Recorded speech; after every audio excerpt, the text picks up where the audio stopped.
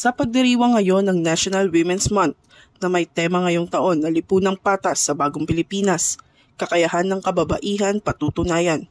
Kaugnay nito nagsagawa ang Northern Police District ng serbisyo para kay WANA, Women Health Fair, katuwang ang DMDU, Global League of Chaplains, APSLAI at Malabon City Police Station sa Multipurpose Hall, Barangay Catmon, Malabon City. Ang aktibidad ay nilahukan ng 50 babae mula sa nasabing barangay upang magbigay ng libreng serbisyong medikal tulad ng pagsusuri sa blood pressure, libreng gamot, libreng eye check-up at dental care. Maganda naman po yung ginawa nila na nagkaroon ng libreng check-up, gamot na nakatulong din. Nakatulong din lalo na kung pag wala ka pong pera, maano yung gamit mo.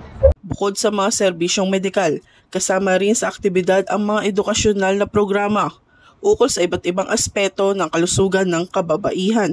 Bukod po sa may mga binibigay ng mga libreng gamot, natutunan ko din po yung kailangan po pag may edad-edad na mag-exercise para daw po hindi magkaroon ng yung sakit sa buto.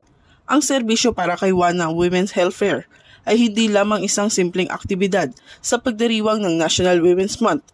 Ito rin ay isang mahalagang hakbang tungo sa pagpapalakas ng kalusugan at kapakanan ng mga kababaihan sa ating lipunan. Mula rito sa Northern Police District, ako po ang inyong PNN correspondent, Patrolwoman Glycelan Esperanza, alagad ng batas, tagataguyod ng Balitang Pulis.